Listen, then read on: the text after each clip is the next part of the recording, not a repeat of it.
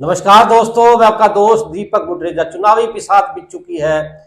भिवानी विधानसभा का जिक्र आज करेंगे कि भिवानी विधानसभा के अंदर जो उम्मीदवार आए हैं, भिवानी के अंदर सबसे बड़ी बात यह है कि इस बार इंडिया गठबंधन के तौर पर कामरेड ओम प्रकाश जी आए हैं। बीजेपी के घनश्याम सराफ जी जो कि 3 बार भिवानी से विधायक रह चुके हैं। इंदु शर्मा जी जो कि आम आदमी पार्टी से हैं, वहीं निर्दलीय के तौर पर अभिजीत लाल सिंह की पत्नी, उन्होंने नामांकन भरा है। साथ ही विनोद चावला जी और प्रिया सीजा, इन लोगों ने नामांकन जो है भर दिए हैं, जो कि मुख्य मुख्य चेहरे आपको बता दिए हैं। आपको ये बताते हैं कि भिवानी के लोगों का मूड क्या है, क्या वो सोच रहे हैं कि इस बार कैसे वोट कास्ट करें और किसको करें, किसको अपना चुने। इन विषय के ऊपर हम बातचीत करेंगे। हमारे साथ अजय मल्होत्रा जी हैं, जो कि वरिष्ठ पत्रकार भी हैं, राजनीतिक विश्लेषक भी है। सर, आपका बहुत बहुत स्वागत है। सर, क्या कहेंगे, जनता का मूड फिलहाल क्या है, क्या लगता है, क्या हालात भिवानी विधानसभा के हैं, क्योंकि बिसात पूर्ण रूप से बीत चुकी है। चुनावी सरगर्मियां जो है धीरे धीरे अब तेज भी होने लगी हैं। भिवानी में हरियाणा में सबसे ज़्यादा नॉमिनेशन भरे गए, 31। हरियाणा में किसी भी विधानसभा में 31 नॉमिनेशन नहीं किए गए, सिर्फ भिवानी में किए गए। आज नामांकन वापस लेने के बाद भी 22 या 23 भिवानी में कैंडिडेट हैं। आज अचानक भिवानी में वैसे आमतौर पर भारतीय जनता पार्टी और कांग्रेस के बीच में मुकाबला रहा है। अब की बार अप्रत्याशित तौर पर कल आखिरी दिन नामांकन के कांग्रेस ने भिवानी की सीट 90 विधानसभा में से भिवानी की सीट छोड़ दी, और वो छोड़ी लेफ्ट पार्टियों के लिए, सीपीआईएम के लिए। इंडिया गठबंधन का हिस्सा है सीपीआईएम। कामरेड ओम प्रकाश जो एक्टिविस्ट हैं, काफ़ी मेहनती और एक ईमानदार उम्मीदवार हैं, वो ऑलरेडी कम्युनिस्ट पार्टी से नामांकन भर चुके थे। अब उन्हें समर्थन मिल गया कांग्रेस पार्टी का, क्योंकि कांग्रेस पार्टी का कोई उम्मीदवार नहीं है। भारतीय जनता पार्टी का अब की बार हरियाणा में तो है ही है, पूरे हरियाणा में कहीं ना कहीं नेगेटिविटी है। मतलब कि एंटी इनकम्बेंसी दिखाई देती है सरकार के खिलाफ। तो भिवानी भी इससे अछूता नहीं है। भिवानी में जो पिछले 2 चुनाव थे, उसमें भारतीय जनता पार्टी की लहर थी, और भिवानी के जो विधायक थे उनकी खुद की छवि भी उनके काम आती है, घनश्याम सराफ। लेकिन पिछले 10 सालों की अब की बार लोगों में चर्चा है, ये तो ठीक है, टिकटे तो कल फैसला हुआ है। आम चर्चा है कि भिवानी में भारतीय जनता पार्टी ने के कैंडिडेट ने, घनश्याम जी ने, वो परफॉर्मेंस नहीं करी जो उनसे उम्मीद थी लोगों को। कारण कुछ भी रहे होंगे। तो इस बात में हम ये नहीं कह सकते कि चुनाव कांग्रेस का कैंडिडेट नहीं आया, सीपीएम के खाते में चली गई तो चुनाव एक तरफा हो जाएगा। नहीं, ऐसा कुछ नहीं है। अब की बार वोट, नेगेटिव वोट भी बहुत है। भारतीय जनता पार्टी का नेगेटिव वोट भी है। अब दूसरा, पिछला चुनाव था वो मनोहर लाल जी के नाम था। उससे पहले वाला चुनाव मोदी जी नए नए सरकार में आए थे, और कांग्रेस की एंटी इनकम्बेंसी थी 2014 में। 2019 में मनोहर लाल जी का चेहरा रख के आगे चुनाव लड़ा गया था। भारतीय जनता पार्टी के साथ जो दुविधा है, अब की बार ना तो मनोहर लाल जी का चेहरा है। मनोहर लाल जी को भारतीय जनता पार्टी ने हटा दिया, और ये साबित कर दिया कि कहीं ना कहीं उनकी जो एंटी इनकम्बेंसी है वो सरकार को डैमेज कर रही है। एक 70 पार का नारा जो था सर पिछली बार, वो भी काफी उठा था, वो हालांकि इस मनोहर बार। लाल जी ने दिया था ना। 70 पार का नारा मनोहर लाल जी ने दिया था, और मनोहर लाल जी में लोगों ने विश्वास व्यक्त किया। मनोहर लाल जी एक चेहरा थे। अब की बार मनोहर लाल जी को भी हटा दिया गया। वो हटाया गया तो उससे दिखाई देता है कि कहीं ना कहीं नकारात्मक वोट ज्यादा हावी हो रहा है। अच्छा, फिर लोकसभा में पार्टी, भारतीय जनता पार्टी के पास मोदी जी हैं। मोदी जी के नाम पे बहुत बड़ा वोट बैंक है। अब वो विधानसभा में नहीं है वो वोट बैंक। अब अरे, भाजपा भी बिना चेहरे के है। एक तरह से कहते तो हैं भाई, आपको नायब सैनी जी हमारे अगले मुख्यमंत्री बनेंगे, मतलब कि कोई इस बारे में कोई ठोस आश्वासन नहीं है लोगों के बीच में कोई, क्योंकि सैनी जी बेचारे भी जुमा जुमा 3 महीने पहले तो बने हैं, तो वो भी क्या परफॉर्म कर पाए होंगे। यही कारण है कि नेगेटिव वोट को देखते हुए आज भिवानी में कई कैंडिडेट खड़े हो गए। कांग्रेस से भी जो जिनको टिकट नहीं मिली नाराज हो गए। अभी जीतलाल सिंह की धर्मपत्नी है रानी सिंह, इसी प्रकार डॉक्टर शंकर भारद्वाज की बेटी है, पुत्रवधू है स्वाति जी। स्वाति, ये तो ठीक है, अभी नामांकन की आखिरी तारीख रहती है। इसी प्रकार आम पार्टी से इंदू शर्मा है आपके, फिर जो पंजाबी समुदाय के 2 लोग खड़े हैं, विनोद चावला और प्रिया आसीजा, ये दोनों भाजपा के पदाधिकारी थे। विनोद चावला मंडल अध्यक्ष थे, प्रिया आपसे थोड़े दिन पहले तक जिला अध्यक्ष थी महिला मोर्चा की। अब ये दो तो भाजपा, इसका मतलब कि कहीं ना कहीं भाजपा से भी नाराजगी बहुत ज्यादा है, जब ये 2 लोग वहां से भी निकल के फार्म भर रहे हैं। इधर से करमवीर यादव आ गए इनेलो से, तो कामरेड ओम प्रकाश आ गए मार्क्सवादी पार्टी से, और घनश्याम सराफ जी ऑलरेडी भारतीय जनता पार्टी से। हिंदू शर्मा जी भी हैं सर आम पार्टी से। आम पार्टी से हिंदू शर्मा जी ने भी, आप देखो ना, नगर परिषद के चुनाव में बहुत अच्छी परफॉर्मेंस करी थी और वो दूसरे नंबर पे रही थी, और उन्होंने अच्छे खासे वोट लिए थे, और भाजपा के उम्मीदवार से ज्यादा वोट लिए थे हिंदू शर्मा। उनके साथ एक चीज़ और भी है सर, जो कि हालांकि हम वैसे तो जाति पाति की बात नहीं की जानी चाहिए, लेकिन जो समाज के अंदर कहा जाता है कई बार भाई, जैसे कई बार होता है चुनाव लड़ते हैं जो भी हमारे समाज का है, वो 2 समाज को एक तरह से नेतृत्व कर रही हैं। उनकी शादी ब्राह्मण समाज में हुई है, वो सैनी समाज से, तो बैकवर्ड वोट को भी तोड़ेंगी वो जो अब की बार भाजपा के साथ दिक्कत क्या है, भाजपा का जो परंपरागत वोट था पंजाबी, ब्राह्मण, राजपूत, अब की बार तीनों में कहीं ना कहीं, जैसे देखो राजपूत समुदाय में तो इस बात की नाराजगी है कि उनका उम्मीदवार ना तो तोशाम में खड़ा किया गया, ना भिवानी में। पूरी पार्लियामेंट में 9 सीटों पे इफेक्ट करते हैं राजपूत समुदाय को, तो कहीं भी नहीं खड़ा किया, तो इसलिए शशि परमार तोशाम से खड़े हो गए, भिवानी से अभिजीत सिंह लाल सिंह की धर्मपत्नी कैंडिडेट बनी। तो राजपूत समुदाय बैकबोन रहा है भारतीय जनता पार्टी का, और साथ में पंजाबी भी। तो पंजाबी समुदाय में भी इस बात की नाराजगी थी कि पिछले 5 सालों में समुदाय की अनदेखी हुई है, उनका ये मानना है। तभी समुदाय के 2 नहीं 3 लोग मैदान में उतरे हैं। जी। एक मिस्टर सतीश भी हैं, डेमला जी। तो 3 लोग मैदान में उतरे हुए हैं।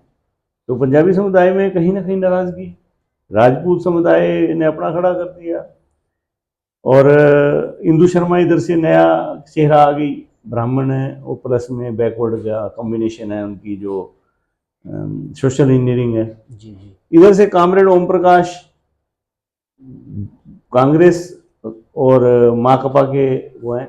कामरेड ओम प्रकाश बहुत ज़्यादा एक्टिव रहे हैं भिवानी में पिछले 10 सालों में। दीपक जी, अगर कोई व्यक्ति सोशली एक्टिव हुआ है तो कामरेड ओम प्रकाश का मुकाबला नहीं है।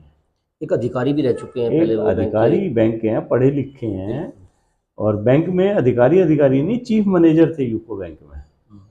और कामरेड ओम प्रकाश ने, चाहे वो किसान आंदोलन है, चाहे वो मजदूरों का आंदोलन है, चाहे वो किसी के साथ अन्याय हुआ है, चाहे किसी गरीब के साथ अन्याय हुआ है, चाहे किसी मजदूर के साथ अन्याय हुआ है, चाहे किसी कर्मचारी के साथ अन्याय हुआ है, चाहे किसी महिला के साथ अन्याय हुआ है, कामरेड ने आगे बढ़ चढ़कर लड़ाई लड़ी है उनके लिए। और कामरेड को अब की बार कांग्रेस के साथ साथ कम्युनिस्टों का भी सहारा है, और कामरेड शहर में एक जाना पहचाना चेहरा है। आप उनको कमज़ोर नहीं आंक सकते, क्योंकि जब चुनाव आगे बढ़ेगा तो कामरेड ने जो काम किया शहर में और समस्याएं जो, उनको बहुत बखूबी उठाया है। भिवानी में जो दिक्कतें हैं वो जन समस्याएं भी बहुत हैं, खासतौर पर पानी और सीवरेज की। इसको पूरा करने में भारतीय जनता पार्टी सरकार लगभग नाकामयाब रही। घनश्याम सराफ जी के पास जो पॉजिटिव पॉइंट है वो है कि वो एक शरीफ और एक मृदुभाषी व्यक्ति हैं। तो दोनों चीज़ें अकेले इनसे काम नहीं चलता, परफॉर्मेंस भी देखनी पड़ती है। जब इतने कैंडिडेट खड़े हो जाएंगे तो परफॉर्मेंस भी देखी जाएगी। तो इसलिए आने वाले समय में भिवानी का विधानसभा चुनाव जिस तरह लग रहा है कि भाई लोगों के अभी माइंड सेट नहीं हुआ कि अचानक कांग्रेस ने, क्योंकि विचार तो था भी कांग्रेस की टिकट किसको मिलेगी, और कम्युनिस्टों को मिल गई, तो लोग अभी मेंटली प्रिपेयर नहीं हो पाए। धीरे धीरे सेटल हो जाएगा। 20 के बाद आप देखना ये चुनाव अच्छा बनेगा।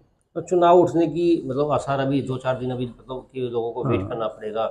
उसके बाद चुनाव उठना, चुनाव की सरगर्मियां भी तेज होंगी। निर्दलीय भी सर इस बार कमजोर दिखाई नहीं दे रहे, पूरी पंचायतों का मैं जो है बता रहा साथ हूँ उनको ना, मिल रहा अब है। आप देखो निर्दलीय हैं, रानी जो सिंह है, अभिजीत सिंह, वो राजपूत समुदाय की पंचायत हुई और उन्होंने उसमें उसको 30 लाख तो पंचायत में दे दिया चुनाव लड़ने के लिए। और अभिजीत सिंह का जो परिवार है, ठाकुर वीर सिंह जी का एक अपनी पहचान है। राजपूतों समाज के बड़े नेता थे और बड़े एक दबंग और बहुत ज़्यादा एक अच्छी छवि के नेता थे और बड़ी जो जवान के धनी थे। ठाकुर वीर सिंह जी के बारे में कहा जाता है कि वो जो बात जबान से निकालते थे तो वो उसको पूरा करते थे, चाहे वो फिर वो भजनलाल के साथ रहे हों, चाहे वो देवीलाल के साथ रहे हों, वो जवान के धनी थे। वो मतलब कि झूठ की राजनीति जो अपना कंवर वीर सिंह जी ने नहीं करी, ठाकुर वीर सिंह जी ने। तो और पूरे शहर में कहीं ना कहीं उनका पूरा होल्ड रहा है। आज उनके परिवार से एक कैंडिडेट आ रहा है तो स्वाभाविक है कि वो समुदाय के लोग और भी समुदाय उनसे जुड़े हुए हैं, अकेला राजपूत समुदाय नहीं है, सभी समुदाय के लोग उनसे जुड़े हुए हैं और उनको अच्छा समर्थन मिल सकता है। अब पंजाबी समाज के भी दो नेता जो है सर, वो भी जो है इस चुनावी बिसात के अंदर वो भी आए हुए हैं। चाहे विनोद चावला जी की बात की जाए, चाहे प्रिया सीजा जी की बात की जाए। विनोद चावला जी तो मंडल अध्यक्ष तक रहे हैं बीजेपी के, लोकसभा में भी अच्छा काम उन्होंने किया था बीजेपी पार्टी के लिए। एकदम से वो भी नाराज़ हुए हैं पार्टी से, उन्होंने भी पार्टी छोड़ करके अब चुनाव लड़ने का मन बनाया। वहीं प्रिया सीजा जो कि महिला विंग की जो है अध्यक्ष थी मोर्चे की उनकी, उन्होंने भी पार्टी छोड़ करके और जो है चुनाव लड़ने का मन बना लिया एकदम से। लास्ट मोमेंट पे दोनों ने ही पर्चा भर दिया। क्या लगता है सर, बीजेपी को कितना डैमेज जो है दोनों ने देखो, किया? ये पंजाबी समुदाय का खड़ा होना सीधा सीधा बीजेपी को डैमेज करना है, क्योंकि बीजेपी से कहीं ना कहीं पिछले 5 साल के दौरान पंजाबी समुदाय की जो मेन मेन लीडर्स हैं, जो रिप्रेजेंट करते हैं समुदाय को, उनमें कहीं ना कहीं गुस्सा है भारतीय जनता पार्टी के प्रति। उनका ये मानना है कि उन्होंने, चाहे लोकसभा चुनाव हो या नगर परिषद का चुनाव हो या पहले लोकसभा का चुनाव हो, पंजाबी समुदाय ने बढ़ चढ़ कर भाजपा का साथ दिया। भाजपा ने उसके बदले उनकी कई मांगे थी वो पूरी नहीं हो करी। उसके अलावा उनका ये मानना है कि हमें छोटे छोटे काम के लिए कभी मनीष ग्रोवर जी के पास जाना पड़ता था, कभी मिड्डा जी जींद जाना पड़ता था, तो कभी हाँसी बयाना जी के, क्योंकि आपके पास लोकल विधायक है जिसको बढ़ चढ़ कर पूरा समुदाय वोट दे रहा है, तो ये फिर अगर लोकल आपके पास विधायक है तो फिर बाहर क्यों जा रहे हो? इसका मतलब कहीं ना कहीं उपेक्षा थी ना।